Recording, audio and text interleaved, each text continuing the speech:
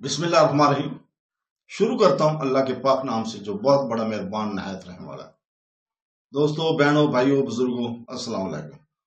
तारीख इस्लाम के किस्त नंबर 101 में हम खुशामदीद कहते हैं और इस किस्त में हम जंग सफीन के पहले हिस्से को बयान करने जा रहे हैं। तो दोस्तों, जब सुलह की कोशिश नाकाम रही तो मजबूरन लड़ाई शुरू हुई, मगर चूंकि दोनों तरफ मुसलमान और एक दूसरे के अजीज दोस्त थे, लिहाजा दोनों में जद्दाल और कताल का वैसा जोश न था जैसा कि कफार के मुकाबले में हुआ करता है। आमतौर पर लोग यही चाहते थे कि ये लड़ाई टल जाए और मसलहत हो जाए। लड़ाई की सूरत यह थी कि एक एक आदमी तरफैन से मैदान में निकलता और एक दूसरे से लड़ता, बाकी लश्कर दोनों तरफ से इस लड़ाई का तमाशा देखता।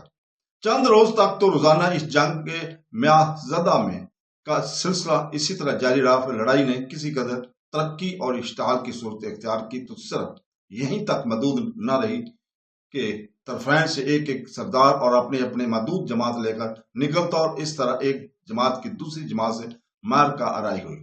बाकी लश्कर अपनी जगह खामोश और तमाशाई बनता रहता। ये सिलसिला एक महीना तक जारी रहा। दूसरे अल्फाज में यूं कह सकते हैं कि एक महीने तक दोनों लश्करों ने आइंदा बड़ी खून रेज जंग के लिए आपस में जंगी मशक को जारी रखा। इस एक महीने की मार का आराइयों को जंगे सफीन का पहला हिस्सा समझा चाहिए और माह जुल्हज खत्म होकर जब मुहर्रम का महीना शुरू हुआ तो यकम मुहर्रम सन 37 हिजरी तक एक महीने के लिए तरफैन ने लड़ाई की बिल्कुल तल कर दी। इस एक महीने में दोनों तरफ की फौजें बिल्कुल खामोश रहीं। मसालत की गुफ्तगू और सिलसिला जन बातनी फिर जारी हो गया। इस जगह पर बात याद रखने की काबिल है कि मुहर्रम के इस महीने में मुसलमानों की दोनों फौजों एक दूसरे के मुकाबले बिला जवाज खुद खैमाजन होना जरूरी ये नतीजा पैदा कर देना और ये ख्याल खुद बहुत ताकत पैदा कर लेता है कि जंग से सुलह हर बहरहाल बेहतर है और मुसलमानों को हर गज आपस में नहीं लड़ना चाहिए। जब तमाम लश्करी लोगों में से ये पूरा हवाई पैदा हो जाना तो सरदाराने लश्कर को भी मजबूरन सुलह पर रजामंद होना पड़ता। लेकिन इस सुकून और खामोशी के अय्याम में सबाई जमात जो शरीक थी, जिसका कोई जुदागाना वजूद ना था, बड़ी सरगर्मी से मसरूफ रही। इसने अपनी इंतहाई कोशिश इसका काम में सर्फ कर दी कि लोगों के दिलों में एक दूसरे की मोहब्बत और रैयत मुतल्लक पैदा ना हो सके, नफरत और अदावत तरक्की करे। सरदारान लश्कर की हालत यह थी कि हजरत अली रज़ी अल्लाह ताला किसी तरह खिलाफत से दस्तबरदार नहीं हो सकते थे। वो कातलीन उस्मान और बलवाई लोगों को भी सजा ना दे सकते थे, क्योंकि मालिक अश्तर जैसे जबरदस्त सिपहसालार, मोहम्मद बिन अबी बकर जैसे गुर्रर और अम्मार बिन यासर जैसे मोहतरम सहाबी को सजा देना और तमाम कूफी और मसरी लश्कर को बागी और दुश्मन बना लेना कोई आसान काम ना था। नीज यह कि कातलीन और साजिश कत्ल के शुरा का तयन शहादतों के जरिए अमर मुश्तबा के हद से आगे बढ़कर यकीन की दर्जा तक नहीं पहुंचा था। हजरत अमीर मुआविया के मुकाबले में वो यकीनन हर तरह मुस्तहिक के खिलाफत थे। इधर हजरत अमीर मुआविया अपने आप को मक्का के रईस और वाहद अहजाब के अजीम शान फौजों के सिपहसालार आजम अबू सुफियान का बेटा होने के हिस्से से अमीर अरब समझे जाए। हजरत सल्लल्लाहु अलैहि वसल्लम की ज़ौजा मोहतरम के भाई और कातब वही होने का भी शर्फ रखते थे। हजरत उस्मान गनी के हम जद्दाद और वारिस होने की हैसियत से खून उस्मान का कसास तलब करने में वो अपने आप को सरासर हक और वरासती पर यकीन किए हुए थे। इतने बड़े कत्ल को मुश्तबा करार देकर टाल देना और किसी को भी जेरे कसास न लाना इनकी नजदीक जीती मक्खी निकलना है और हजरत अली रजी अल्लाह ताला की तवज्जो ना इनकी समझ में आती थी और ना वो समझना चाहते थे। हजरत ताला और जुबैर के खरूज और मदीना के कई अकाबरीन सहाबा के बैत हजरत अली रज़ी अल्लाह ताला से परहेज करने और उमर बिन आस वगैरह हजरात की तायद करने से इनके इरादे और यकीन में और भी ज्यादा कुव्वत पैदा हो गई थी।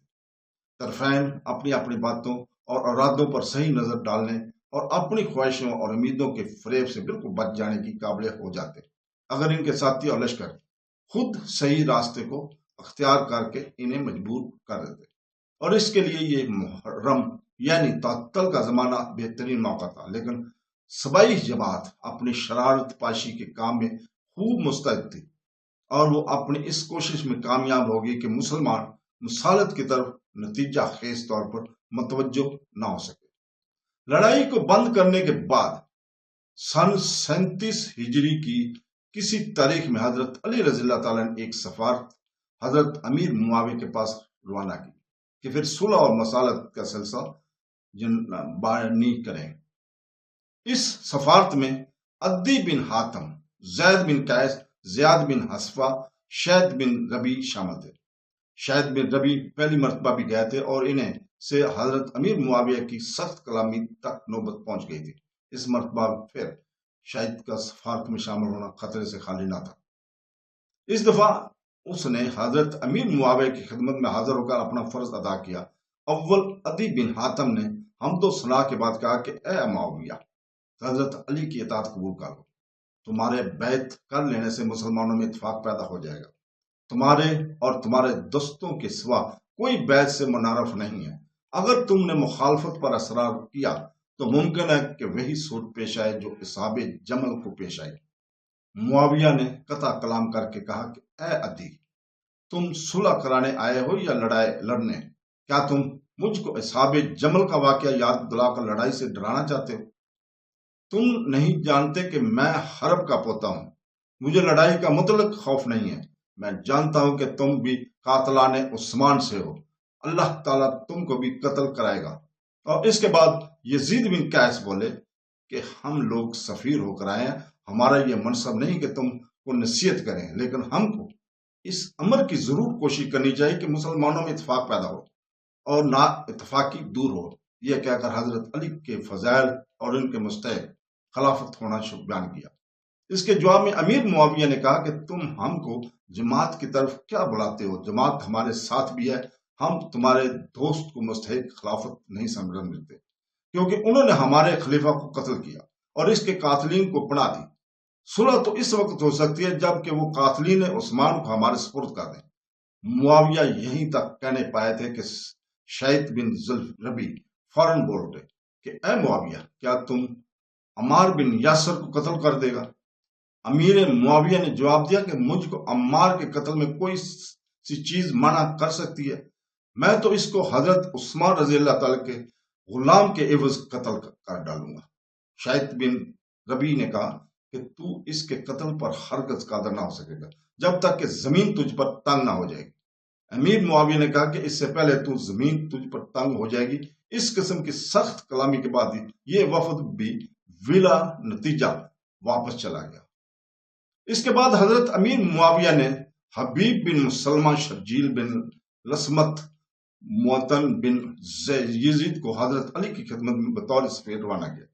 حبیب بن مسلمہ نے حضرت علی رضی اللہ تعالیٰ سے کہا کہ حضرت عثمان خلیفہ برحق تھے اور کتاب و سنت کے موافق حکم دیتے تھے، اور ان کی زندگی تم کو ناگوار گزری اور تم نے اس کو قتل کر ڈالا۔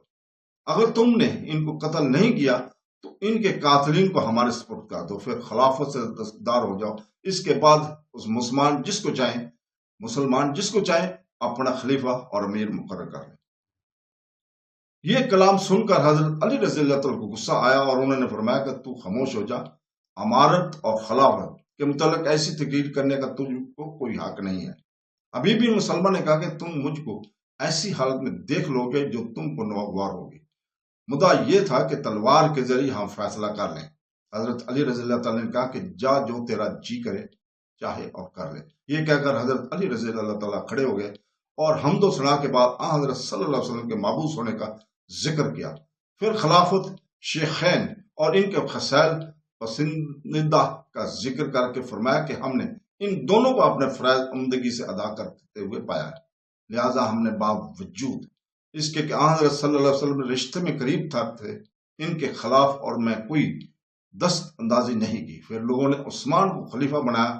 ان کا طرز عمل ایسا تھا کہ لوگ ان سے ناراض ہو گئے اور انہوں نے عثمان کو قتل کر ڈالا۔ اس کے بعد لوگوں نے میرے ہاتھ پر بیعت کرنے کی درخواست کی، میں نے اس درخواست کو قبول کر لیا۔ بیعت کے بعد طلحہ زبیر نے عہد شکنی کی اور معاویہ نے میری مخالفت کی، حالانکہ وہ میری طرح سابق با اسلام نہیں۔ سمجھ کا توجب ہے کہ تم لوگ کس طرح اس کے مطیع ہو گئے۔ حالانکہ میں کتاب اور سنت اور ارکان دین کی طرف بلانا یا حق اور ابطال اور باطل کی کوشش کرتا ہوں۔ شرجیل بن سمت نے یہ تقریر سننے کے بعد حضرت علی رضی اللہ تعالیٰ سے کہا کہ کیا آپ اس امر کی شہادت نہیں دیتے کہ عثمان مظلوم شہید ہوئے؟ حضرت علی نے جواب دیا کہ میں نہ عثمان کو مظلوم کہتا ہوں اور نہ ظالم۔ یہ سن کر تینوں شخص یہ کہہ کر اٹھ کھڑے ہوئے کہ جو شخص عثمان کو مظلوم نہیں کہتا میں اس سے بیزار ہے۔